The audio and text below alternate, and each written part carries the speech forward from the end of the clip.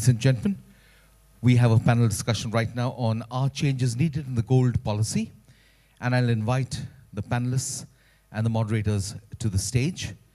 Ladies and gentlemen, please put your hands together for Mr. Anil Singhvi, Markets Editor, CNBC TV 18, the co-moderator for our panel, and he will be there, of course, as I'd mentioned, for every one of our panel discussions that's being held over the course of these 2 days. Please welcome Mr. Anil Singhvi. Our moderator for this panel discussion is Mr. Rajesh Khosla, the Managing Director of MMTC PAMP India Private Limited, an outcome of a joint venture between MMTC, India's largest international trading company, and PAMP Switzerland, the world's largest privately owned precious metals processing facility. Mr. Khosla has been associated with the Indian base and precious metals industry for the past 20 years. A warm welcome to Mr. Rajesh Khosla. Joining them, our panelists, Mr. Somasundaram PR. Mr. Sundaram, I don't think I need to introduce you once again. You're well known here, sir. So a warm welcome to Mr. Somasundaram PR, and thank you for being here. Welcome, Mr. Mehul Choksi. I'm not sure if Mr. Choksi is here. Mr. Mehul Choksi? No, I think he's left. He mentioned that he did have some urgent appointment. So we invite now Mr. Krishna Pratap Singh, Additional Director General of Export Promotions, Department of Revenue, Ministry of Finance, Government of India. A senior official of the Government of India, Mr. Singh has more than 22 years experience in government affairs, and a very warm welcome to you, sir.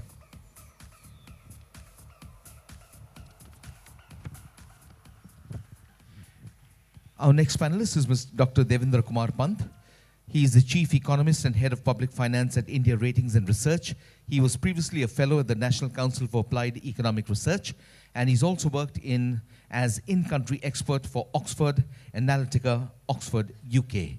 He earned an MSc in Operational Research from the University of Delhi and a PhD in Economics from the University of Rajasthan. A warm welcome to Dr. Devendra Kumar Pant. Mr. Rajan Venkatesh is the Managing Director and Head of Bullion Business at the Bank of Nova Scotia, India. He has been with Scotiabank for more than 30 years.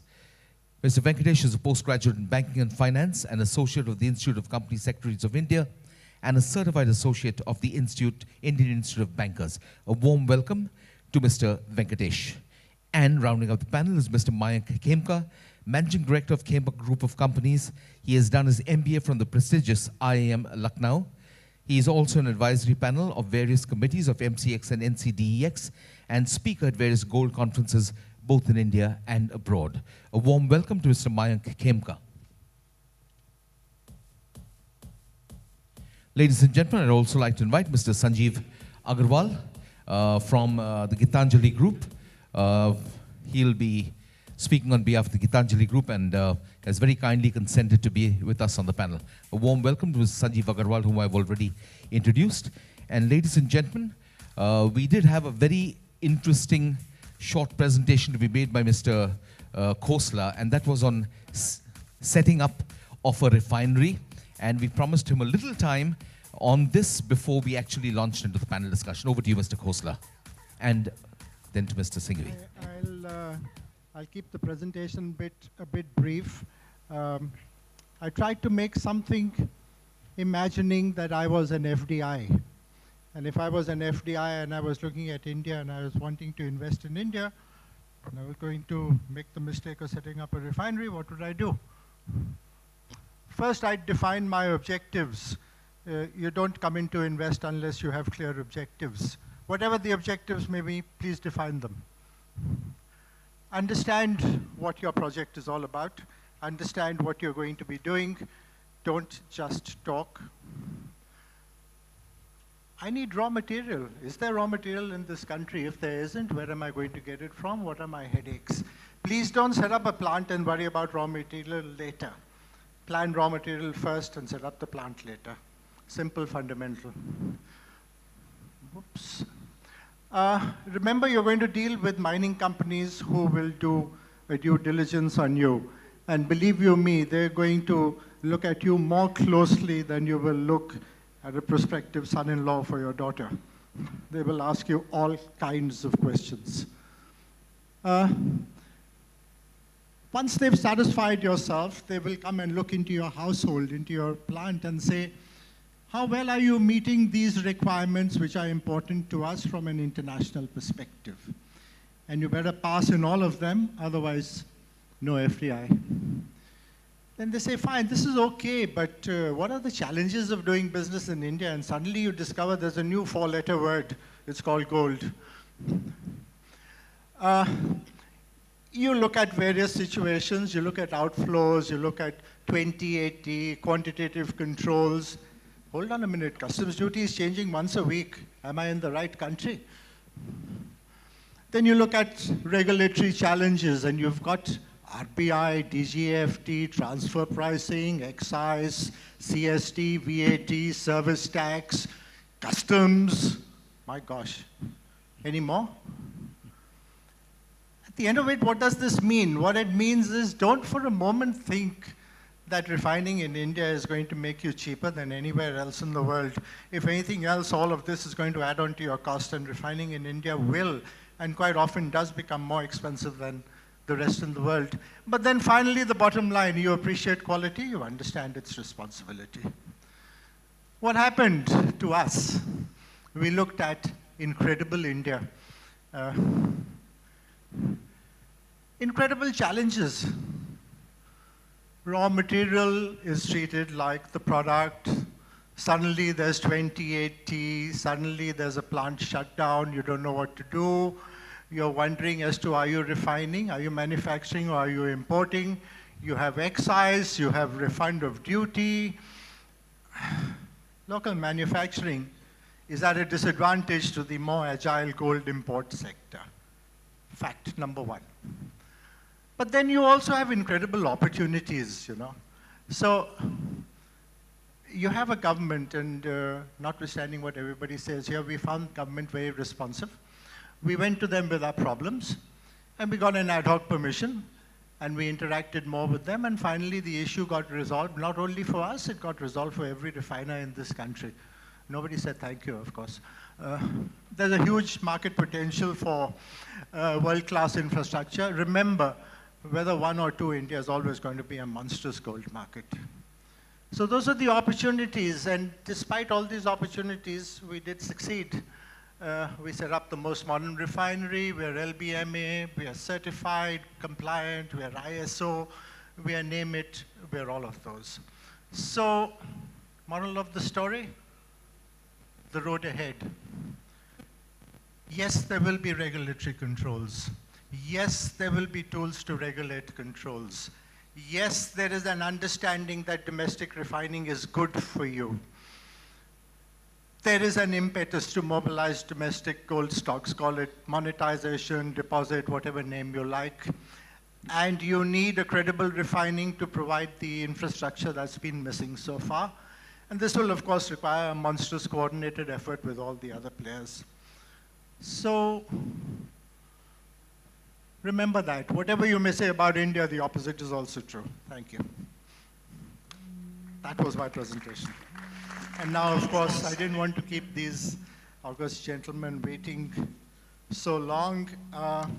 You've been introduced to all of them. I just want to make a few quick opening remarks, and then we can get on to the topic. And the topic really is what to do with the gold import policy. Let's step back. 2013, government suddenly realized it had a problem. You have a problem, you have a wound, you go to a dispensary, he put a Band-Aid on you. So government did a Band-Aid therapy, they called it the 2080. Some people liked it, some did not. But I think if you take an across the industry spectrum, everybody was very pleased with the 2080, notwithstanding what's being said over here. Because everybody made lots and lots of money on it. However, we got used to, in the space of 1 year, the aspect of a quantitative restriction. Because from 1997 to 2013, we could pretty well do what we please, import as much as we want, not have to worry as to who's going to pay for it.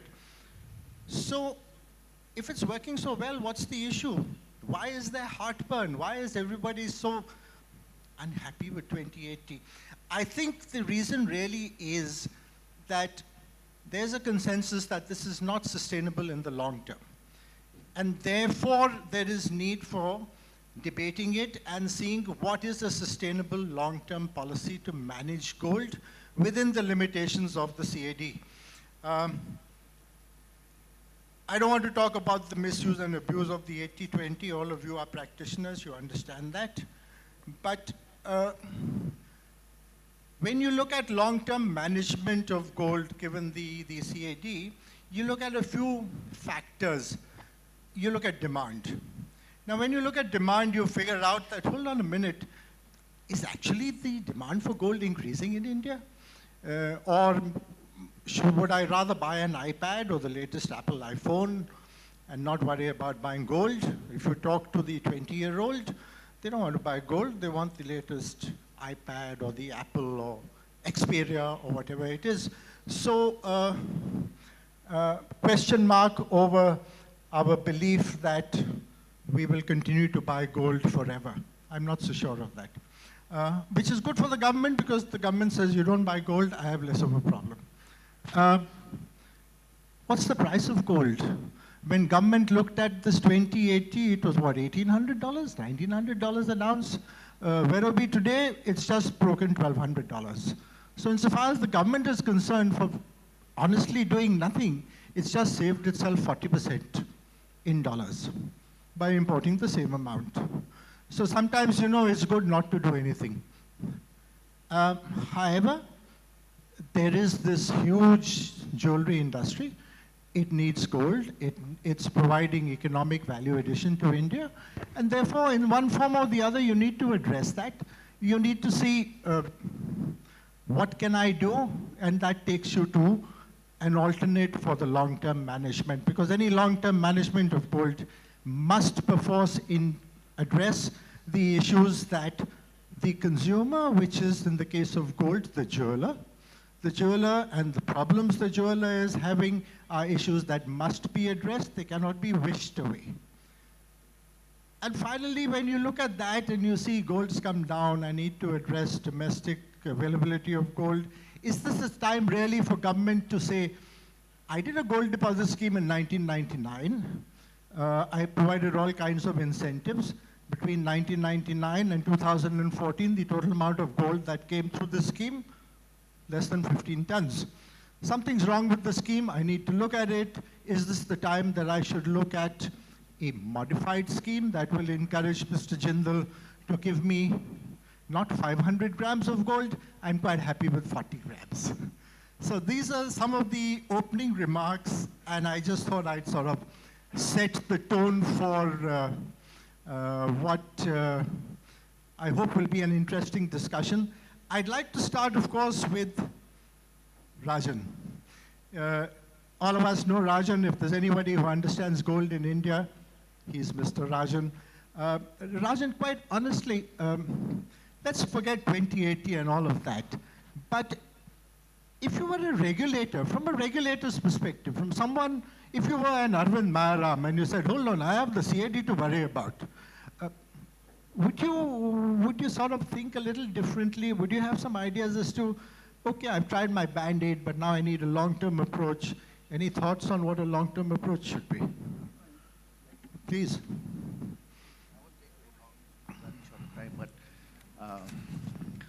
What I'm going to do is just give you a broad sketch of this is like more of a blue sky document.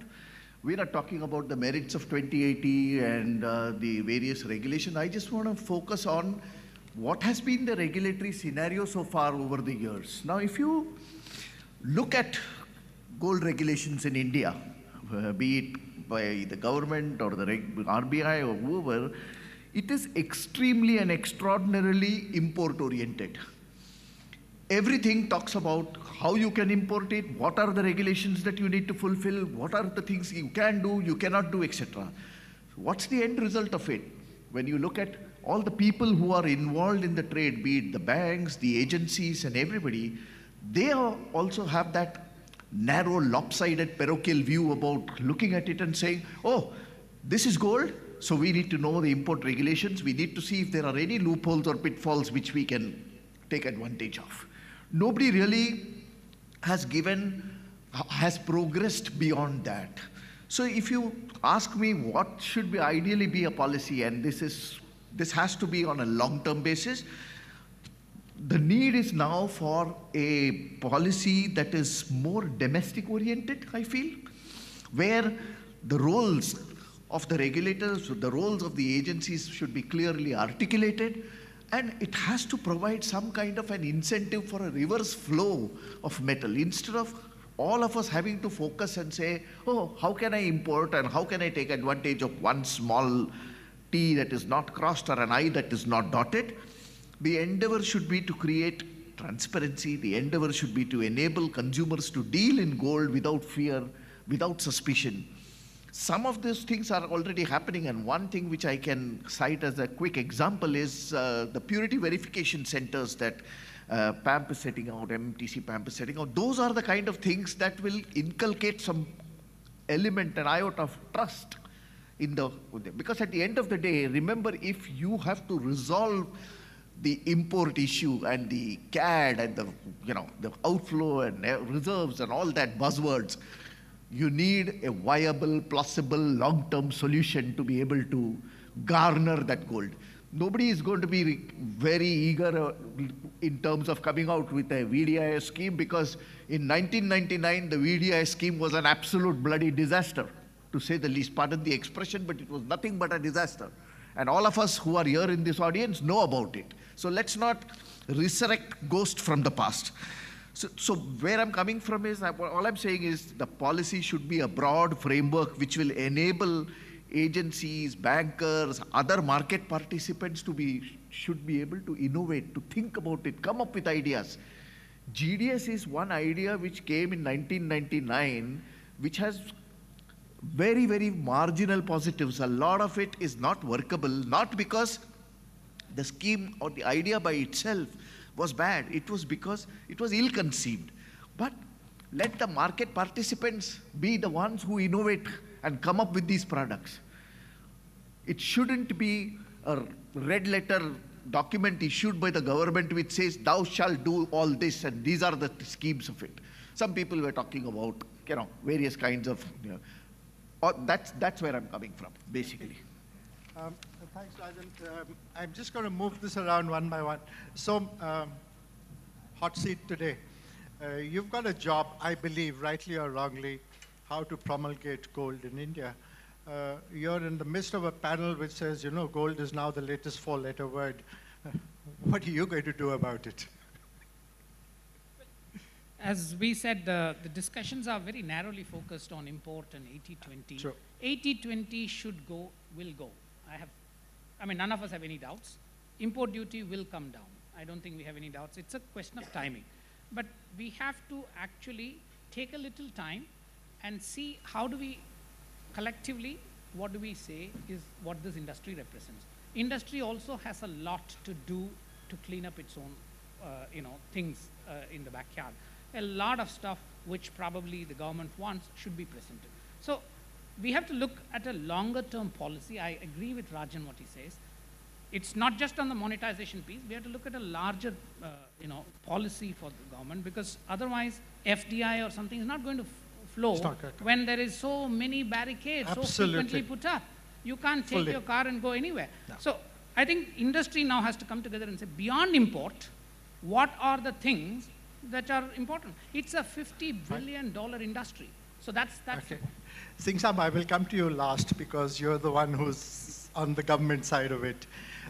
As an economist, and we all talk about managing CAD, long-term policy, this, that, and the other.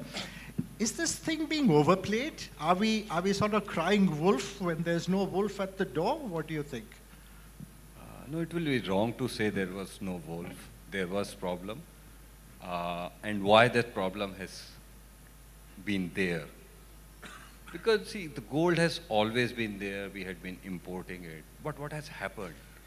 That people's preference for gold as an investment class at a time of high inflation scenario, when no other investment was giving you positive return. So basically, you will invest in bank FD or other thing, getting 9%, inflation running year after year at 10%, 12%. That's how people start moving I'm being towards extremely gold. impolite. I'm going to interrupt you Yeah. in between. What you're saying is, I didn't know what to do, therefore I bought gold. No, it's the hedge against inflation. It is the hedge against inflation. Let me take you in another direction. You have life insurance? Yeah. Terrible investment. Yeah. Most useless return. No, it gives me insurance against my life. It gives you security. It gives me I'm coming to that. That See, that gold? So see, there are two things. Not an investment, No. but the security. So there is one household and other side you look at the government. Both are looking this as an asset which will give them some safety at the time of crisis, like the 1991. If we didn't had that gold So you reserves look with upon us- gold as the asset of last resort. Both. It is playing both. Gold is the asset of last resort because the government in 1991 used it and avoided sovereign default. Which Yeah, was for a moment, very let's keep the country out of it. No, Let's it's- just it's- be no, you and me. no, so it's not. We cannot look at gold by keeping any player out of the discussion. Okay. We have to look at all the players. We have to look at the government. We have to look at the household. We have to look at the industry. Right. Everyone so together. then, what do you think, in your opinion, is the way forward for the long-term management? See, I agree What with, would you, as an economist, see, I recommend? agree with Mr. Somsundaram. Like, these were the distress time, the difficult time, and the kind of steps which were taken, steep rise in customs duty of the gold, or 80-20 and all those, with inflation now coming down, and RBI strongly putting at 6% as the inflation target. People's investment in gold as hedge against inflation, that will come down. But yes, people's investment in gold as the safety or secure return, that will be there. So government will continue to struggle with the problem. As long as we have the current account deficit crisis, and which is leading to the two major macroeconomic imbalance which we had in this country: high inflation, high deficit, and high current account. These three, anywhere in the world together, is a recipe for disaster. So, Mr. Geetanjali, you've just heard the gentleman here saying that, like it or not, you're going to be in deep trouble. So how does that impact you?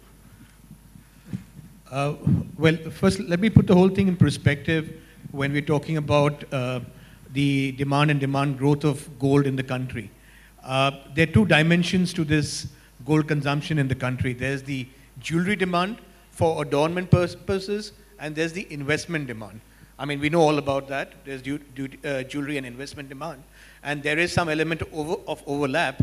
But if you look at the consumption figures in India over the last 10 years or so, you'll see that the consumption in the form of jewelry has more or less remained static at 500 to 550 tons. You analyze the figure, you look at the average, it stays at 500 and 550 tons, and the growth has been largely from the growth in the value of that gold price internationally and hence in India. It is the investment demand of gold that used to be at a level of about 130, 140 tons, which if you then look at the average consumption over the last 3 years, 4 years, that has moved up to 330 tons. Can I, So- again, so it sort of talks- taking the liberty of being the guy in the hot seat, some of those here who smoke will go and buy a cigarette, and it now says very clearly, it's got a skull and dagger on it, and says, cigarette smoking will kill you. But you go and buy it. Is that what gold is all about? It doesn't kill a woman when she wears that piece of jewelry. It kills the country just now. No, it doesn't kill the country. It is the wrong elements of activities within the economy, and what Devendra was talking about, elements which had brought up inflation and the inflationary pressure which was affecting value of the person's assets that they were holding. Okay. So they were looking for an alternative. And this was not just in India, this was globally. Even in the morning session, there was Soma talking about ETF consumption globally has gone up. For the first time in the last 3-4 years, the US mint and the American mint The UK mint, Australian mints woke up that there's people buying gold coins even in those countries. Unfortunately, the US is the most indebted nation in the world, but we No, won't but go what down I'm that trying to road. say is, what I'm trying to say is the global consumption of gold in the form of investment went up incredibly, and that has put the pressure. Point well taken. Mayank, you've been someone who's kind of, over the years, built his business around the distribution of gold. You're now seeing your entire structure under threat, because whatever you created all these years is suddenly bit by bit being taken away from you. How do you react to all of this? See, I very well agree that India is facing a problem, and gold is being treated as an unproductive asset. So I'm not against the country or the policy that something should be done to curtail the demand of gold. First of all, I feel that gold is the only victim of the whole problem. Gold has been made as the sole victim of the whole issue. So gold is the fall guy. It's the fall guy. Okay. Whereas you have other items, just for an example, like you have the capital goods, which has increased to 25, 30 billion Somebody would say fresh fruits from Australia is also a problem. It's a problem, and it's a luxury which can be avoided if gold is a luxury and it's an unproductive asset. Right. So first of all, gold should not be made the fall guy. We should also look at other measures. Oil, we have a $80–90 billion oil import in the country. Obviously, that cannot be reduced drastically, but some alternate means could be taken simultaneously. But coming back to gold, insofar as better managing a policy, if you were to tweak the policy, what sort of suggestions would you have as a practitioner of gold? I think this 2080 is totally unimplementable, unthinkable sort of a policy. Fine. So what is the alternate? The alternative could be a quota system or a license system, instead of an importer being forced to become a manufacturer and then become an exporter and then doing an artificial exports, which is not your main course of business. You could have, if say the government wants to import say 600 tons of gold, then it can fix a quota of 600 tons, divided among the nominated agencies. That's a more Mayank's view simpler way is that we should look at a quota system, and or a now, license of course, system. I'm sorry to put you in the hot seat, Singh Saab. You've heard views of people. They have, of course, different views. What would be your takeaway from this conference to advise the powers that be in North Block as to what is the general mood, and is there another way of managing this? How would you sort of be our ambassador?